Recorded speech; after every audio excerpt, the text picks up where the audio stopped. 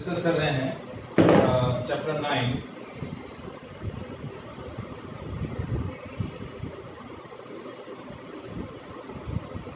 Coordination compound.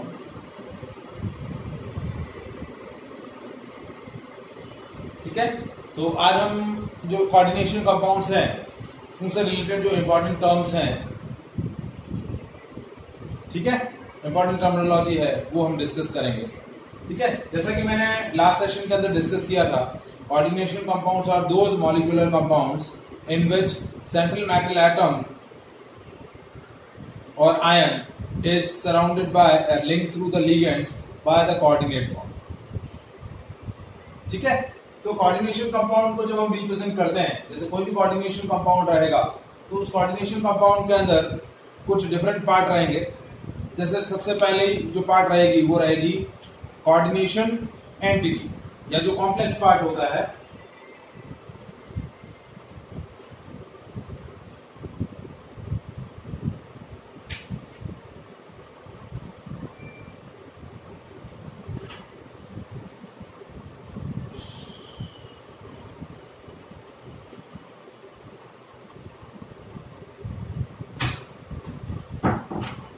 सबसे पहला है कोऑर्डिनेशन एंटिटी, या इसको हम बोलते हैं कॉम्प्लेक्स।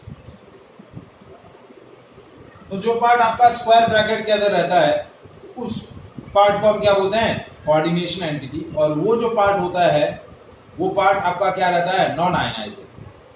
ठीक है, क्या it is also known as coordination sphere. जैसे मैंने मॉलिक्यूल लिखा है, कोऑर्डिनेशन कंपाउंड लिखा K4FeCN6। तो ये वाला जो पार्ट है, ये वाला जो पार्ट है, ये पार्ट आपका क्या बोला जाता है, कोऑर्डिनेशन एंटिटी, या इसको हम बोलते हैं कोऑर्डिनेशन स्फीयर। और ये जो बाहर है, स्क्वायर ब्रैकेट के बाहर वाला जो पार्ट है, ये पार्ट बोला जाता है आयनाइजेशन स्फीयर। ये पार्ट जो होता है वो आयनाइजेबल होता है, और ये जो पार्ट है ये नॉन आयनाइजेबल है।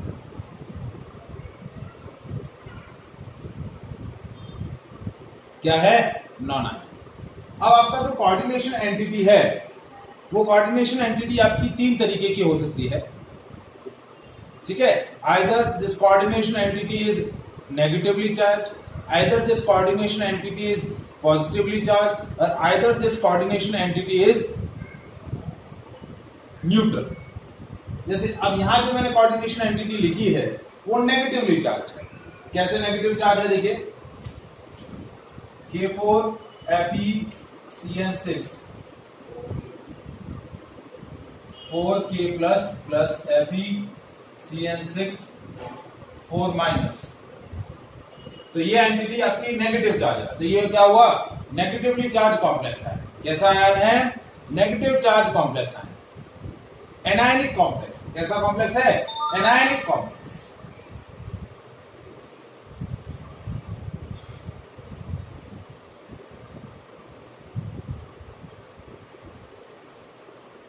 ठीक है, जैसे मैं एक एग्जांपल लिख रहा हूं जिसके अंदर आपका कॉम्प्लेक्स कैटायनिक है, जैसे CuNH3O6SO4। ठीक है, या ये।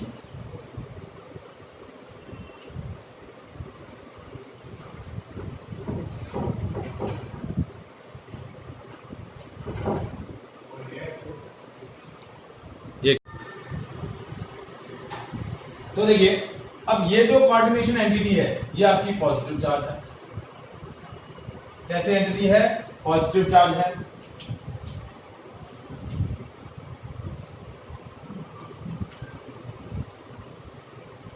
और नेक्स्ट जो कोऑर्डिनेशन एंटिटी है वो आपकी कैसे हो सकती है, न्यूट्रल। जैसे तो ये जो कोऑर्डिनेशन एंटिटी है वो कैसी है, न्यूट्रल। कोऑर्डिनेशन एंटिटी या कोऑर्डिनेशन स्फीयर, जो कोऑर्डिनेशन कंपाउंड का पार्ट है वो नॉन आयनाइजेबल होगा। क्या रहेगा, नॉन आयनाइजेबल। और जो आयनाइजेशन स्फीयर है वो आपका क्या रहेगा, आयनाइजिंग। जैसे इसके अंदर ये आयनाइजेशन स्फीयर है, इसके अंदर ये आयनाइजेशन स्फीयर है, और न्यूट्रल कॉम्प्लेक्स के अंदर आयनाइजेशन स्फीयर है ही। अब जब हम कोऑर्डिनेशन एंटिटी की बात करें तो कोऑर्डिनेशन एंटिटी के अंदर अब क्या मेन पार्ट है? यस सर, बोर्ड थोड़ा ब्लर है। एक second.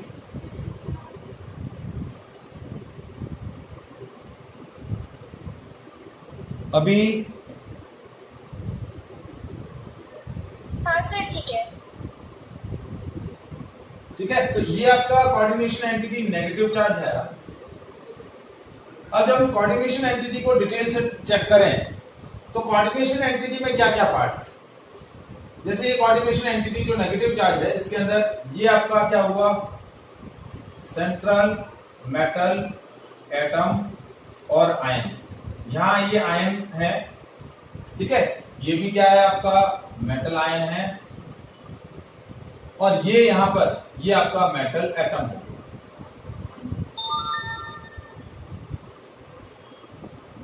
Now this central metal atom is connected through certain species which is either charged or either neutral through the coordinate bond। तो ये जो स्पीसीज हैं, इन स्पीसीज को हम क्या बोलेंगे, लिगेंड। तो यहां पर ये लिगेंड है, ये इस मॉलिक्यूल के अंदर ये लिगेंड है, और इस मॉलिक्यूल के अंदर ये ligand.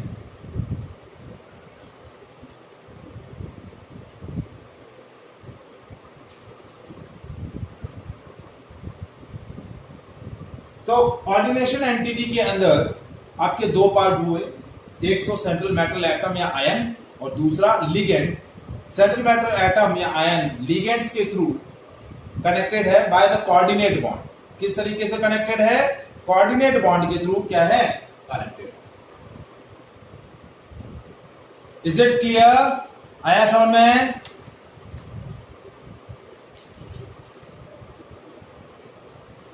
Is it clear to anyone, to all of you? Yes sir। ठीक है, अब देखिए, यदि आपका कोऑर्डिनेशन एंटिटी है, उस कोऑर्डिनेशन एंटिटी के अंदर जितने भी लिगेंड्स हैं, ये सारे लिगेंड सेम टाइप के हैं, तो वो आपका कोऑर्डिनेशन एंटिटी या आपका वो जो कॉम्प्लेक्स है, उस कॉम्प्लेक्स को हम क्या बोलेंगे, होमोलिप्टिक कॉम्प्लेक्स। क्या बोलेंगे? Homoleptic complex.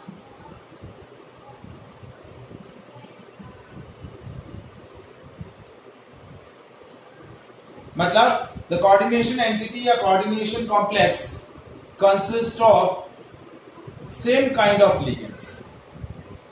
जैसे इसके अंदर भी 6 लिगेंड सारे के सारे सेम है, इसके अंदर जो लिगेंड है वो भी सारे के सारे सेम है, इसके अंदर भी सारे के सारे लिगेंड सेम है। जैसे A4FeCN6 ये आपका होमोलैप्टिक कॉम्प्लेक्स है, CuNH3⁴SO4 ये भी आपका होमोलैप्टिक कॉम्प्लेक्स है, NiCO4 ये भी आपका क्या है, होमोलैप्टिक कॉम्प्लेक्स।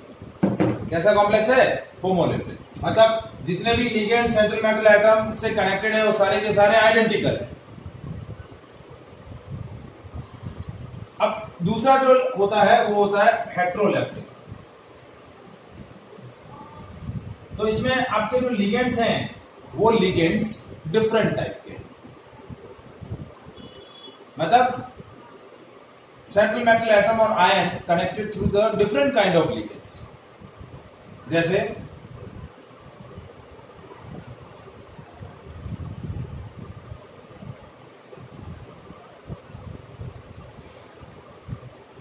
तो ये जो सेंट्रल मेटल एटम है दो लिगेंड से कनेक्टेड है, NH3 और Cl। तो ये कैसा कॉम्प्लेक्स हो गया? Heteroleptic complex. Is it clear? समझ में आया? Homoleptic and heteroleptic. ठीक है, जैसे मैंने लिखा CrH2O3NH3 तो देखिए ये भी कैसा कॉम्प्लेक्स है? हेट्रोलैप्टिक। दो डिफरेंट लिगेंड्स है, सेंट्रल मेटल एटम दो डिफरेंट लिगेंड से कनेक्टेड है। Is it clear? समझ में आया?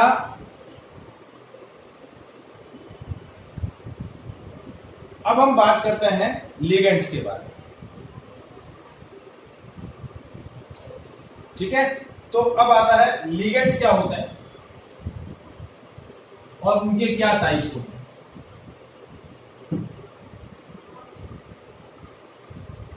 सबसे इंपॉर्टेंट सेक्शन है कोऑर्डिनेशन कंपाउंड का। लिगेंड, लिगेंड के टाइप्स, लिगेंड्स के चार्ज और लिगेंड्स के नेम, ये सारे आपको पता होने चाहिए, तभी आप कोऑर्डिनेशन कंपाउंड्स की नेमिंग कर सकते हैं, उनकी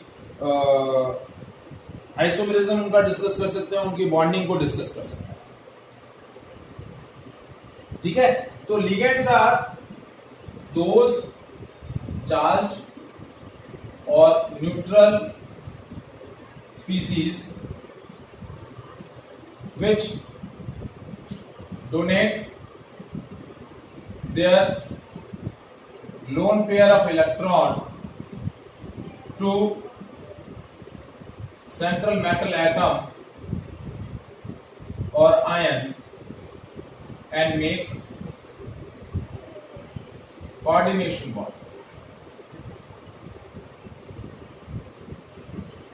क्या बनाते हैं? Makes a coordination bond. तो उन न्यूट्रल और चार्ज स्पीसीज को हम क्या बोलते हैं? लिगेंड्स। लिगेंड एक तरीके से क्या होते हैं? डोनर एटम, एटम और ग्रुप ऑफ एटम।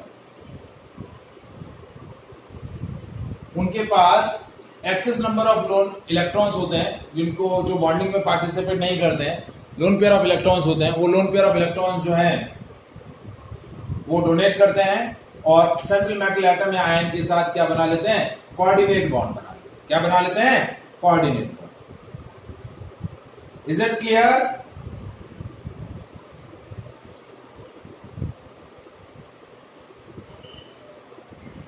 आया समझ में बेटा? Yes sir.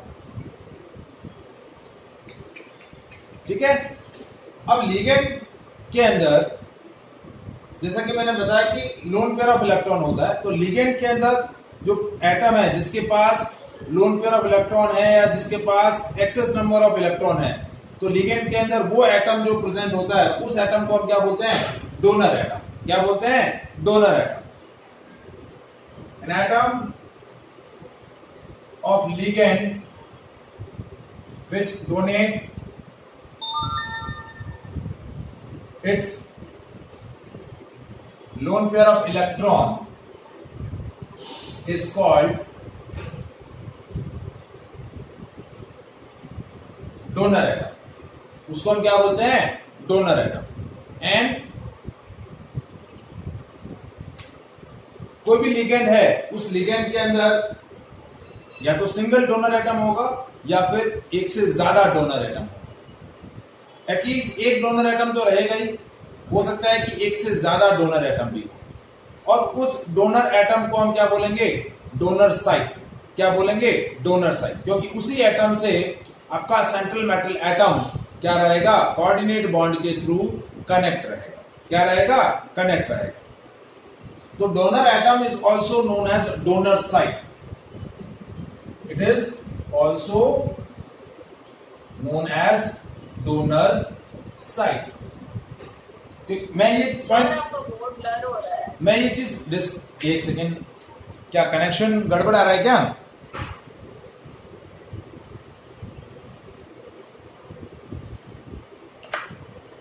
कि लिगेंड का वो एटम जो loan pair of electron central metal atom को या आयन को डोनेट करता है, लिगेंड का वो एटम क्या बोला जाता है? Donor atom. And it is also known as donor site. तो किसी भी लिगेंड के अंदर एक से ज्यादा डोनर एटम या डोनर साइट हो सकती है। तो उस बेसिस पर हम लिगेंड को अलग अलग कैटेगरी में क्लासिफाई करते हैं। तो classification of ligand on the basis of number of donor site और on the basis of number of donor atoms. Lone pair of electron के बेसिस पे क्लासिफिकेशन नहीं है, number of donor atom. Donor atom के पास हो सकता है कि number of lone pair of electron हो, लेकिन कितने डोनर एटम है उसके बेसिस पर आपका लिगेंड जो है क्लासिफाई होता है। तो classification of ligand on the basis of number of donor site.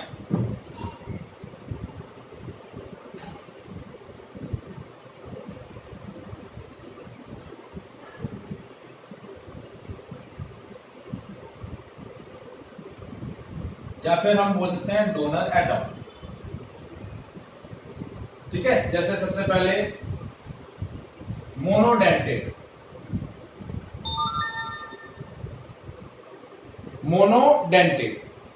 a ligand which consists of one donor atom or one donor site।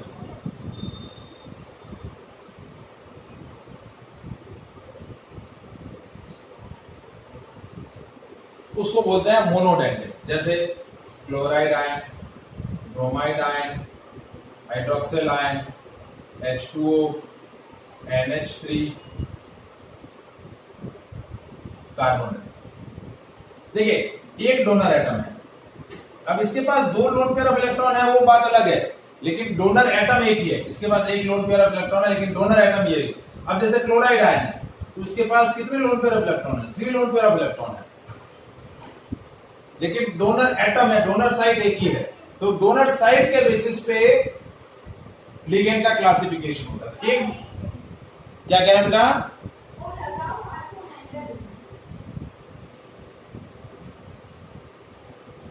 कुछ बोले आप?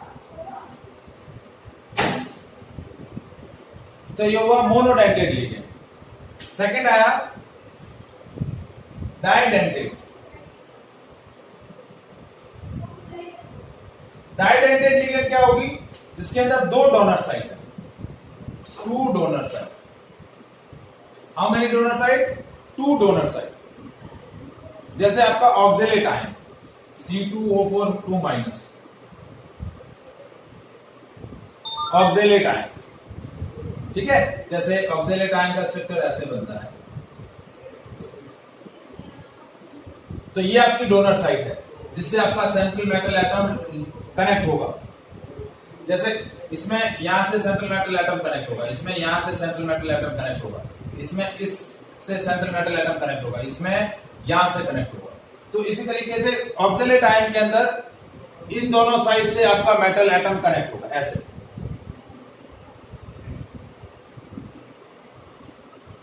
तो डाइडेंटेड लिगेंड हुआ। कितना पैसा लिगेंड है? डाइडेंटेड। जैसे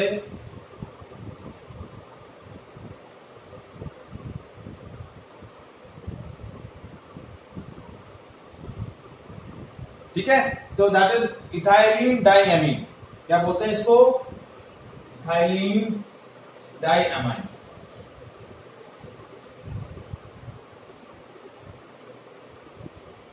इज इट क्लियर? तो ये कैसे लिगेंड हुए आपके? डाइडेंटेड। Is it clear? समझ में आया?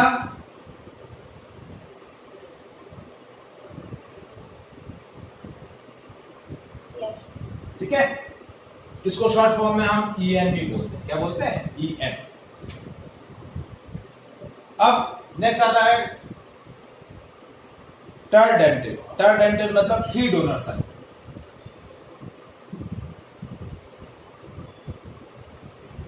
3 डोनर साइट या 3 डोनर एटम, तो उसको हम क्या बोलेंगे? टरडेंटेड।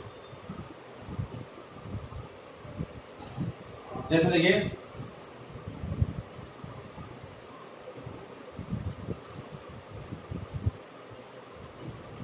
वंदन, समझ में आ रहा है बेटा?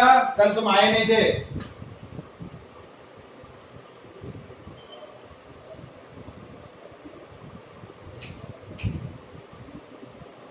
वंदन,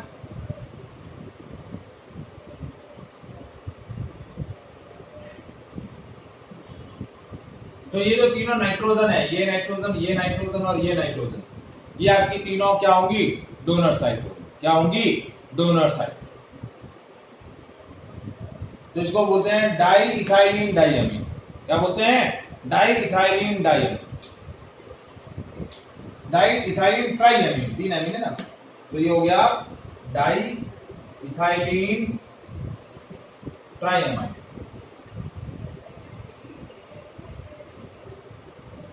ये हो गया टरडेंटेड।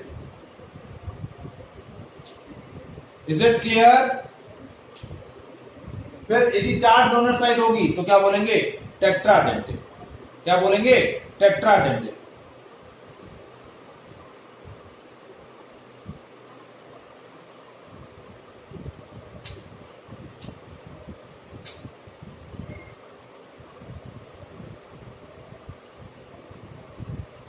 अब आता है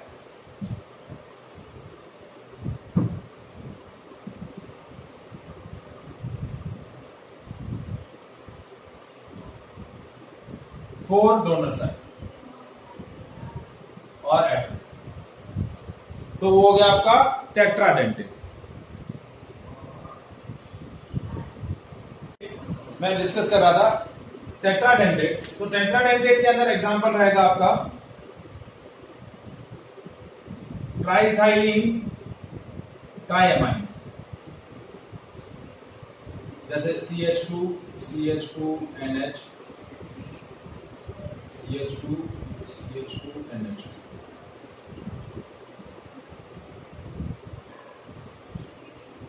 ट्राइथाइलिन ट्राइएमाइन, तो ये क्या हो गया? आपकी 4 डोनर साइड, दो चारों नाइट्रोजन, ये डोनर साइड हो जाए। ठीक है। अब एक और मैं एग्जांपल दे रहा हूं, वो इंपॉर्टेंट एग्जांपल है। प्रैक्टिकली वो जो है वो हेक्साडेंटेड होता है, 4 से ज्यादा को हम क्या बोलते हैं? पॉलीडेंटेड। जैसे EDTA,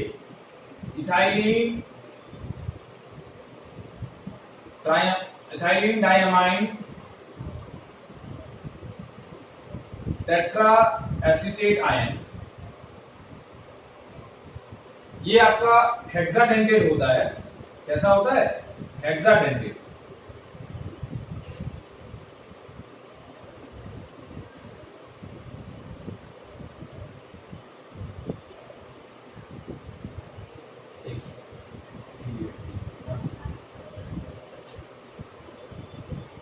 हेक्साडेंटेड रहता है, लेकिन कहीं कहीं सिचुएशन पर ये अपना कोऑर्डिनेशन नंबर जो है वो चेंज भी करता है। तो ऐसे लिगेंड्स जो सिचुएशंस के अकॉर्डिंग अपनी जो कोऑर्डिनेशन नंबर है या कोऑर्डिनेशन बॉन्ड की जो कैपेबिलिटी है वो चेंज करते रहते हैं, उनको हम बोलते हैं फ्लेक्सीडेंटेड लिगेंड। तो ये आपका EDTA जो है वो कैसा लिगेंड है? Flexidentate ligand. कैसा लिगेंड है? देखिए पहले इसका स्ट्रक्चर हम डिस्कस कर लेते हैं। CH3COO-।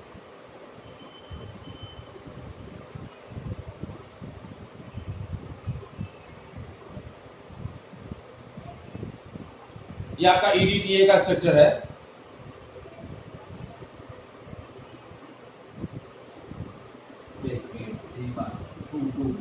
ये 3 नहीं 2 रहेगा। ठीक है। तो ये EDTA का स्ट्रक्चर है। तो देखिए 1 2 3 4 5 और 6, ये टोटल 6 डोनर साइड होती है, लेकिन कहीं कहीं पर ये अपनी कोऑर्डिनेशन पावर या कोऑर्डिनेशन बॉन्ड बनाने की जो कैपेबिलिटी है उनको चेंज करता रहता है। कहीं पर 4 होती है, कहीं पर 5 और कहीं मैक्सिमम 6।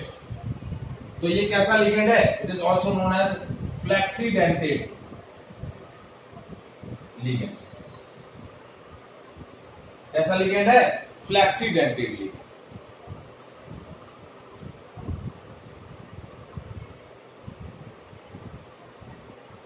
अब देखिए जिन लिगेंड्स के अंदर एक से ज्यादा डोनर एटम है, मतलब डाइडेंटेड से लेकर हम बात करें पॉलीडेंटेड तक, एक से ज्यादा डोनर एटम है, आइडेंटिकल डोनर एटम है, तो वो सेंट्रल मेटल एटम से क्या होता है? एक सिंगल सेंट्रल मेटल एटम से जब वो कनेक्ट होंगे so they will form a complex और साइक्लिक स्ट्रक्चर या क्लोज स्ट्रक्चर फॉर्म करेंगे। तो इस तरीके के जो लिगेंड्स होते हैं उनको हम क्या बोलते हैं? जैसे डाइडेंटेड से टरडेंटेड, टेट्राडेंटेड, हेक्साडेंटेड, ये जो लिगेंड होते हैं, जैसे सपोज ये हेक्साडेंटेड लिगेंड है, एक ही मेटल से कनेक्ट है तो और एक ही मेटल से 6 कोऑर्डिनेट बॉन्ड बना रहा है, तो उसकी कॉम्प्लेक्सिटी कैसी होगी? वो कॉम्प्लेक्स स्ट्रक्चर बना देगा। कैसा बना देगा? कॉम्प्लेक्स स्ट्रक्चर, एक रिंग स्ट्रक्चर जैसा स्ट्रक्चर बन जाएगा। तो ऐसे लिगेंड क्या बोले जाते हैं? Chelate ligand. क्या बोले जाते हैं? Chelate ligand.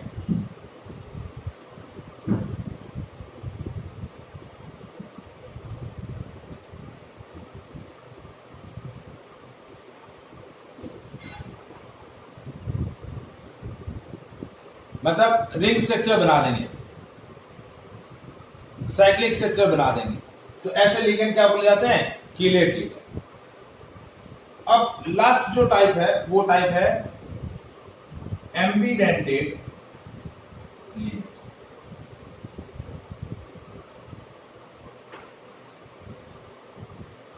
These ligands consist of two donor site या two donor atom. Central metal has a tendency to connect any atom, but in a molecule it will be connect to any one of the site. दोनों side से connect नहीं होगा, at a time वो एक ही side से connect होगा। The ligand consists of two donor site, but the central metal atom or ion connect through that donor site through a single bond, single coordinate bond. तो ऐसे ligands क्या बोले जाते हैं? Ambidentate ligand. जैसे देखिए ये या तो मेटल कार्बन से कनेक्ट होगा या फिर नाइट्रोजन से कनेक्ट होगा, तो ये एम्बीडेंटेड लिगेंड। दो डोनर साइट है, कार्बन और नाइट्रोजन दोनों है, लेकिन मेटल या तो कार्बन से कोऑर्डिनेट बॉन्ड बनाएगा या नाइट्रोजन से बनाएगा। ठीक है, जैसे thiocyanide, isocyanide.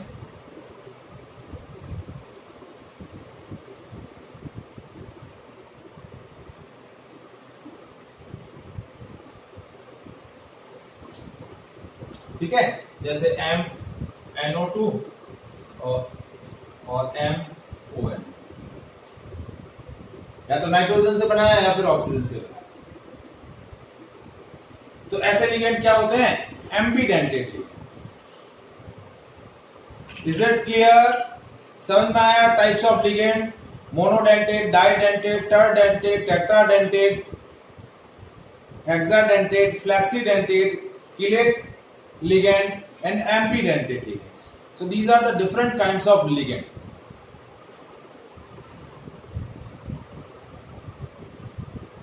Any doubt? Now we discuss coordination number and oxidation number of central metal atom or ion.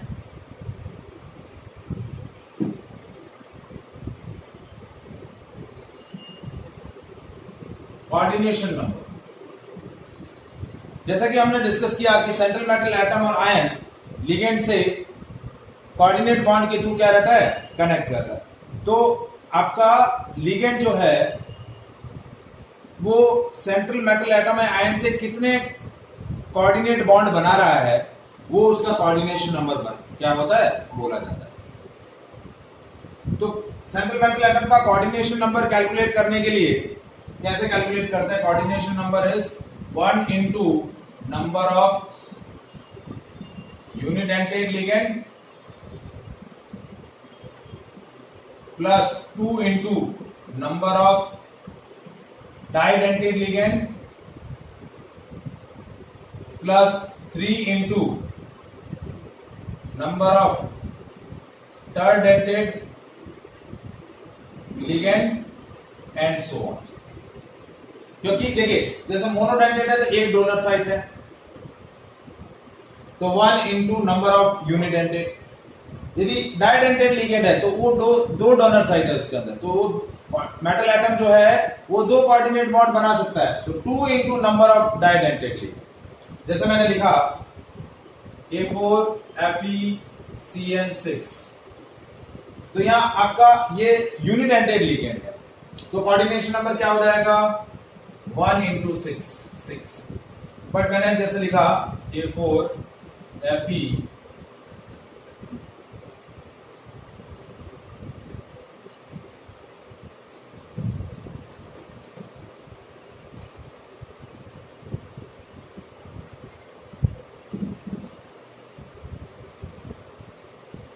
जैसे ये, तो अब यहां क्या होगा? कोऑर्डिनेशन नंबर 3 into 1, ये 3 आपके यूनिडेंटेड लिगेंड है into 1 प्लस 1 into 1, ये भी, फिर ये है 2 into 1 क्योंकि ये डाइडेंटेड लिगेंड है। तो आपको लिगेंड का टाइप पता होना चाहिए कि उसकी डोनर एटम कितने हैं उसके अंदर, प्लस 1 इंटू 1, तो होगा 3 प्लस 1 प्लस ये नहीं आएगा, Cl नहीं आएगा क्योंकि 6 ही हो गया, तो 3 प्लस 1 इंटू 2 कोऑर्डिनेशन नंबर अभी भी कितना हुआ 6।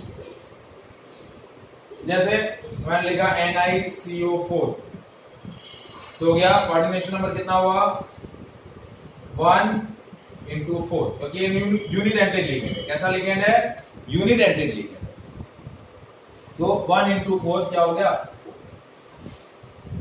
Is it clear, coordination number समझ में आया?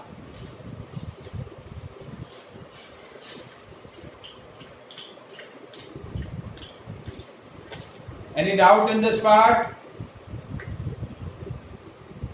No, sir. ठीक है, अब नेक्स्ट सेशन के अंदर मैं जब नेमिंग डिस्कस करूंगा तो नेमिंग के अंदर ही मैं सेंट्रल मेटल एटम या आयन की जो ऑक्सीडेशन नंबर होती है वो कैलकुलेट करना सिखाऊंगा। उसको कैलकुलेट करने के लिए आपको लिगेंड का चार्ज पता होना चाहिए कि न्यूट्रल लिगेंड है कि नेगेटिव चार्ज लिगेंड है या पॉजिटिव चार्ज लिगेंड है, उसके बारे में हमें पता होना चाहिए। तो that we will discuss in the next session. Okay, bye.